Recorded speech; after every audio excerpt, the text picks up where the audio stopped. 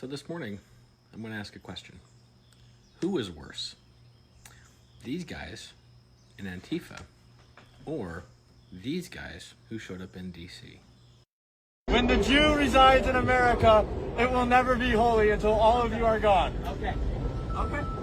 I'm gonna let you. I'm so glad that you feel very secure in what you believe. You're willing to say that in public. Now I'm gonna make one challenge to you, just one. I don't take challenges from Jews. You're gonna tell me to sacrifice a child. No, I'm gonna. All I'm asking you to do is take just a chicken off of your face and say it again. Yeah, you're gonna make me transfer the sins into a chicken. Well, usually you guys did it to children, but you know, like you guys had to change it.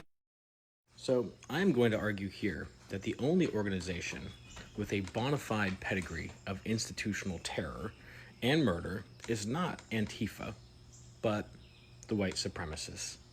And therefore, the relative silence coming from the political right about groups like Patriot Front and their ideology, which is evidently growing in some sort of popularity, and the ideological heritage that these white supremacists, these Christian white supremacist groups have, make all of the administration and the political right's complaints and arguments about Antifa ultimately hollow and meaningless.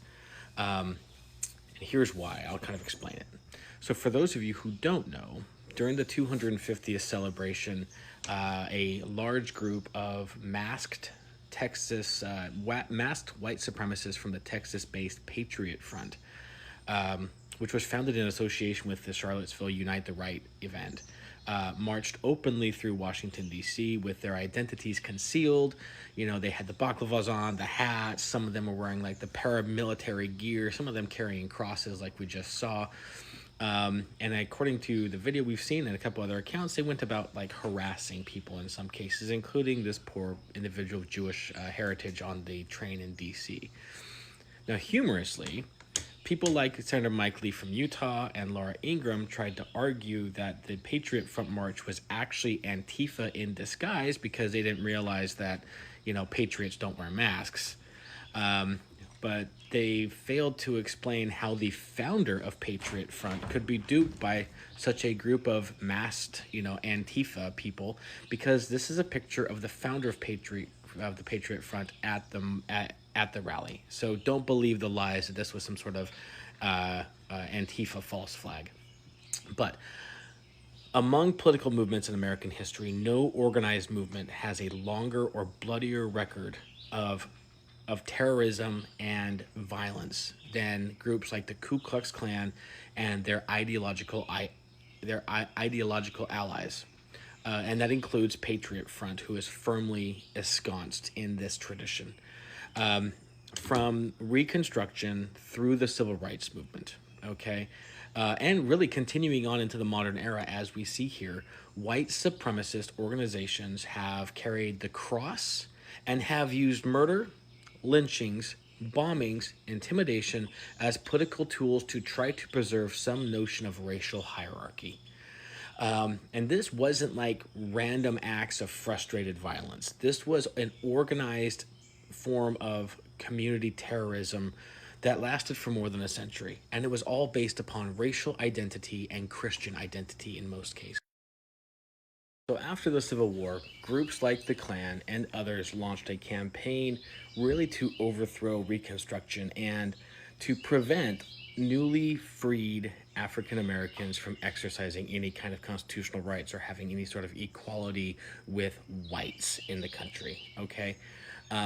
During the period between about 1871 and 1872, congressional investigators heard testimony that would describe 20 to 50,000 deaths, cases of violence, or injuries resulting from racial political violence across the American South.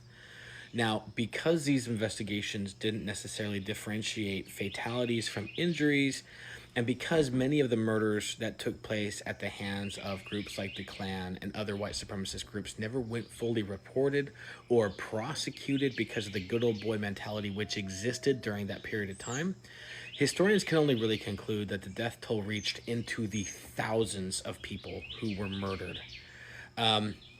Some of the modern scholars estimate that the Klan alone could have murdered as many as 2,000 African Americans in Texas.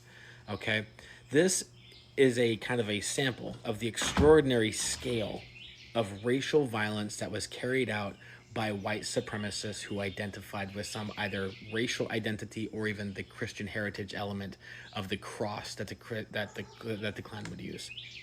The intentional development of terror campaigns didn't stop with that as Jim Crow moved on and became entrenched. White supremacist violence evolved into a systematic campaign of racial terror across the South, which bled into other communities. The Tuskegee Institute, I believe, went on to document something like 3,500 lynchings of Black Americans between 1882 and 1968. And many of these were carried out by or with participation of Klan members or similar white supremacist vigilante groups. But even still, the ideology and the message of these groups is what drove that racial animus to justify the violence.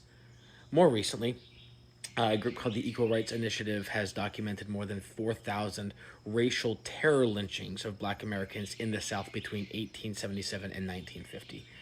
Okay, these numbers, depending upon how you calculate them, demonstrate that racial murder remained a defining feature of white supremacist politics for more than a generation.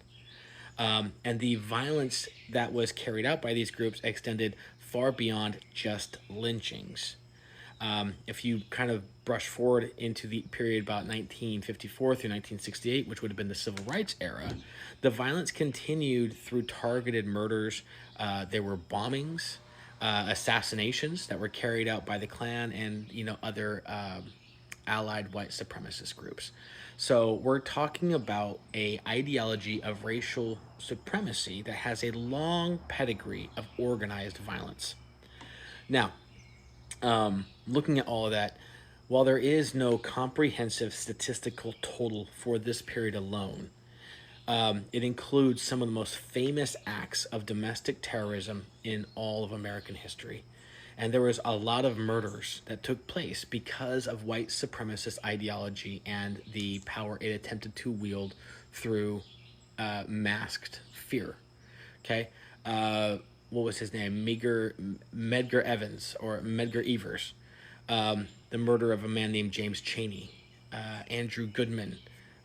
Michael Schwerner. There was the bombing of the 16th Street Baptist Church, which killed 4 young girls. These are examples of attacks that were part of a broader campaign to halt desegregation and suppress the civil rights movement through fear and violence carried out by men wearing masks to hide their identity while promoting a violent identity of supremacy. Moving forward, looking at the era after the collapse of legal segregation, the ideology has endured. So since 1969, individuals and organizations or groups motivated by white supremacy and its ideology have been responsible for additional deaths in ideological murders and mass casualty attacks. Okay, Tim McVeigh was a perfect example of that, right? These attacks have targeted Black churches, they've attacked synagogues, they've attacked immigrants, and other minority communities. And for years, the FBI and the Department of Homeland Security have identified racially motivated violent extremists, particularly those motivated and associated with white supremacy, as among the nation's most persistent and lethal documented terrorism organizations. And this is 100% correct. And this is the kind of thing we actually should be tracking, because organizations that target other individuals because of their race or identity are problematic no matter which way you cut it. Now, by contrast, if we look at Antifa, Antifa is not a single organization. And I know this because I was a member of the anti-racist action, which predated Antifa. Okay? Antifa is a loose anti-fascist movement.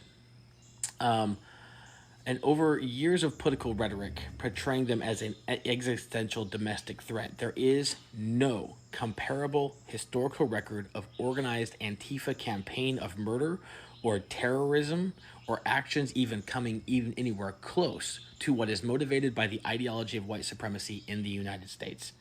There have been, absolutely, isolated criminal acts by individuals who are identified with the anti-fascist movement. But nothing about those cases even approaches the century-long campaign of organized racial terror carried out by white supremacist organizations and advocated by white supremacist ideology. Now, this does not mean that every individual who claims to be anti-fascist has acted lawfully. I am not making that argument. It does mean that the historical record is not even remotely comparable, and therefore the overhype about Antifa, while ignoring the rest of this, the long history of white supremacy, is hollow. And if we are serious about confronting the greatest source of political violence in American history, we should begin with the movements that actually have built a legacy of terror, racial, and political violence, which led ultimately to the murder of hundreds, if not thousands, and not with politically expedient caricatures created for political convenience. The men who marched through Washington, yes, on July 4th, were not simply expressing an unpopular opinion. Okay? They were invoking a heritage and ideology that has left thousands of Americans dead, thousands more Americans terrorized, and continued to terrorize entire communities for more than a century, and remains probably, in my opinion, the deadliest political, racial, and religious tradition. I mean religious because it does tie white nationalism in with Christian identity, but the most dangerous group in America's history. And that history deserves to be remembered honestly, not selectively.